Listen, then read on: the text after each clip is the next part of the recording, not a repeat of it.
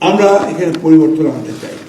আমি একটি কথা আপনাদেরকে বলবো, কোনো জাতি কিন্তু আপনারা অপরের সাহায্যে উঠতে পারে না, কোনো মানুষও কিন্তু অপরের সাহায্য নিয়ে উপরে উঠতে পারবে না। তার নিজের দুই পায়ে তাকে দাঁড়াতে হবে এবং তার গ্রামকে তাকে নিজেকেই সুন্দর করে গড়ে তুলতে হবে, তাই না? আমি গত পরশু আমার এসে গিয়েছিলাম আপনার লালমনিরহাটে। লালমনিরহাটে একজন খুব কর্মী পুরুষ আছেন, তার নাম হচ্ছে আপনার আসাদুল হাবিব দুলু, অনেকের নাম শুনছেন আপনারা, মন্ত্রী তিনি একজন। তার কাজ হচ্ছে মানুষকে সংগঠিত করা। আমি দেখে অভিভূত হয়েছি। পরশুদিন যে প্রোগ্রামটা উনি করলেন সেটা হচ্ছে যে মাদক বিরোধী, জুয়া বিরোধী, বাল্য বিবাহ বিরোধী, এই যে তিনটা সমাজের আপনার বড় রকমের সমস্যা, এটাকে তিনি ঠিক করেছেন সারা জেলার সমস্ত মানুষগুলোকে একখানে করেছেন, তাদেরকে দায়িত্ব দিয়েছেন যে তোমার ওয়ার্ডে, তোমার গ্রামে কারা মাদক খায় সেটা তুমি হিসাব করবে, তালিকা করবে, বা কারা মাদক সম্পর্কে তালিকা করবে। এইভাবে মাদককে চিহ্নিত করবে, করার পরে এদেরকে সারমন করবে, বোঝাবে এটা খেলে কি হয়, কি ক্ষতি হয়। যখন তাও যদি কিছু ভালো হয় ভালো, না হলে তাকে নিরাময় কেন্দ্র করা হবে, সেখানে নিয়ে আসবে। তাহলেই না হয় তখন তাকে আইনের আশ্রয় দেওয়া হবে। এই আন্দোলনটা আমি এই জন্য আপনাদের সামনে বললাম যে আপনারা যারা বিআরডিপির সঙ্গে যুক্ত আছেন, যাদের এতগুলো সংগঠন আছেন, এতগুলো মানুষ একসাথে কাজ করছেন, এই আন্দোলনের সঙ্গে আপনারাও কিন্তু জড়িত হতে পারেন, তাই না? এবং মাদক কিন্তু আমাদের খুব বড় ক্ষতি করছে। বাল্য বিবাহ আমাদের মেয়েদের একটা নাইট মেয়ার, এদের জন্য একটা সবচেয়ে ক্ষতির কারণ। সেই অবস্থায় আমাদেরকে লোককে বুঝিয়ে এখান থেকে সরিয়ে আনতে হবে।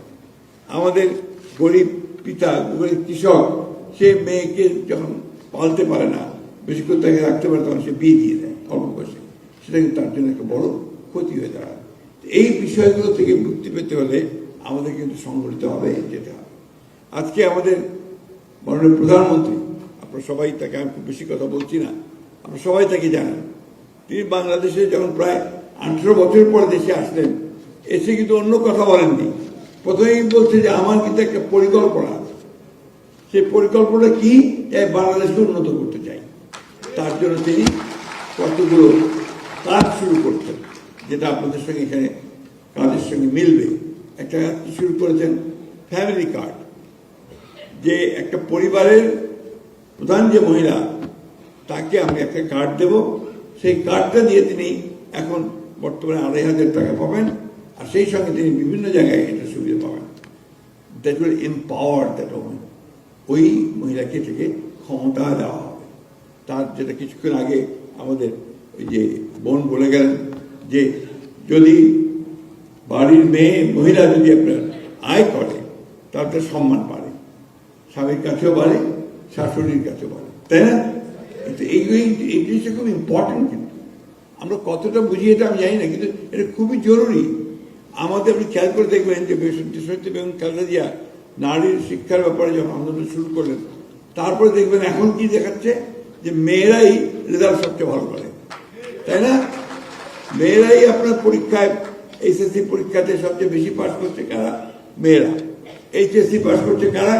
মেয়েরা। ভালো রেজাল্ট করছে কারা? মেয়েরা। এটা ওই যে উনি আন্দোলনটা শুরু করেছিলেন, সেই আন্দোলনের পর আমরা এখন দেখতে পাচ্ছি। আমি একটা কথা আপনাদেরকে বলতে পারি আমার অভিজ্ঞতা দিয়ে। আমার অনেক বয়স হয়েছে, আমি অনেক কিছু দেখিয়েছি পৃথিবীতে। আমি আপনাদের একটা কথা বলতে পারি যে আমরা যদি নিজেরা নিজেদের পরিবর্তন চাই, তা আমাদের নিজেদেরকে উদ্যোগ নিতে হবে। কেউ এসে আমাদের কিছু করে দিয়ে যাবে না, যাবে পার্শ্ববর্তী দেশ অথবা আপনার দূরের দেশ অথবা আপনার সেই মার্কিন মুলুক থেকে কেউ এসে আমাকে সুন্দর করে দিয়ে যাবে না, তাই না? আমাকে আমার নিজের কাজ নিজেকে করতে হবে। আজকে আমাদের তারেক রহমান সাহেব যে প্রধানমন্ত্রী যে কাজগুলো শুরু করেছেন, ফ্যামিলি কার্ড, কৃষক কার্ড, এসেই প্রথম দিনই ঘোষণা করেছেন ক্যাবিনেট মিটিংয়ের পরে যে 10,000 টাকা পর্যন্ত কৃষি ঋণ যারা নিয়েছে তাদের ঋণ মকুব করে দেওয়া হলো। এতে করে আমাদের কৃষকেরা প্রায় লক্ষ লক্ষ কৃষক মুক্তি পেয়েছেন। আমাদের খাল খনন কর্মসূচি তিনি আবার শুরু করেছেন।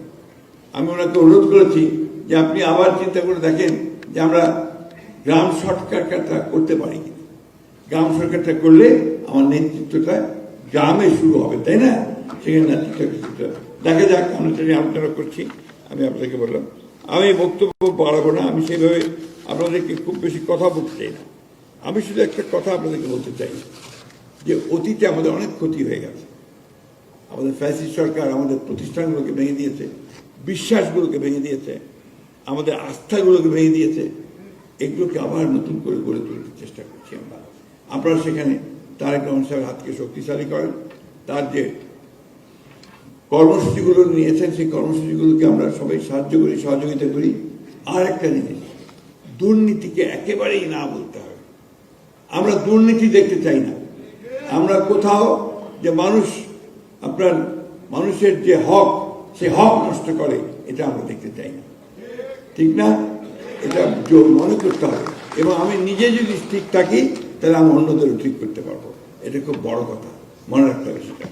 আমি চেষ্টা করব যে আমরা মাননীয় প্রধানমন্ত্রীর কাছে আমাদের যে সমস্যাগুলো আছে আলাপ করছিলাম সেক্রেটারি সাহেবের সঙ্গে, তাকে আমরা একটা এই বিআরডিপি সমবায়, দেখুন সমবায় আন্দোলন ব্যর্থ হয়ে গেছে আমাদের এখানে, ব্যর্থই বাংলাদেশে।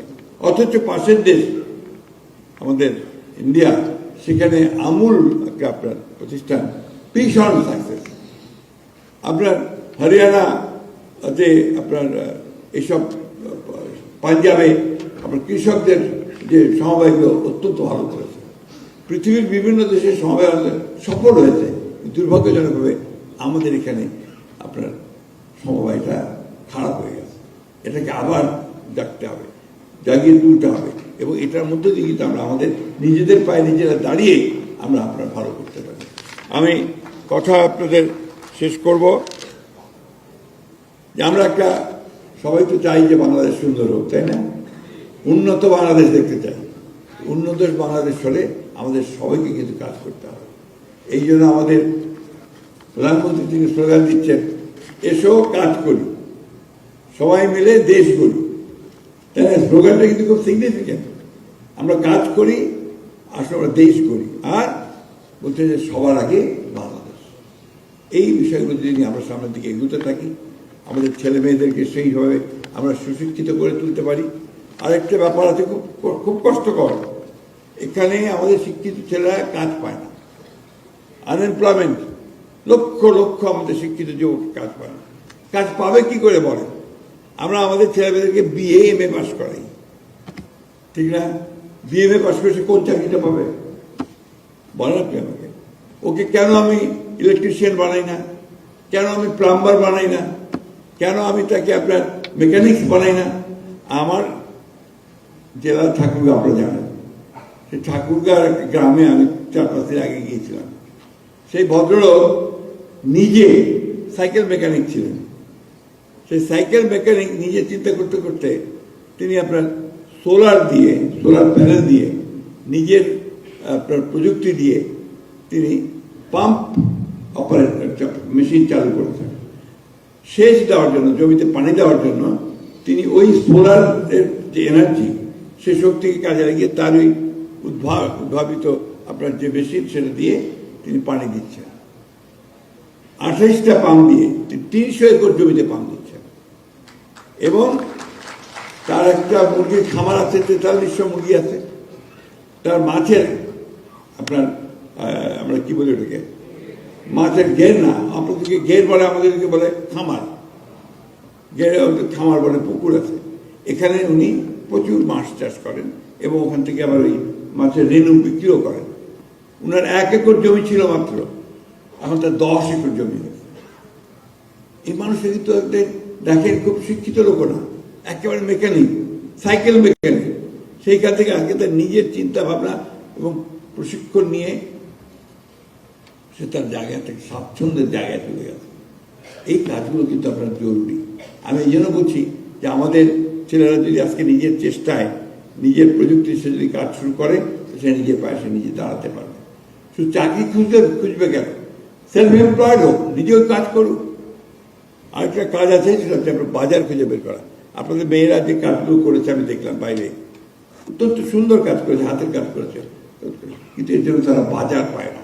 ওই বাজার থেকে পাওয়ার জন্য আপনাদেরকে কাজ করতে হবে। আমি চীনে গিয়েছিলাম, অনেকবারই গেছি।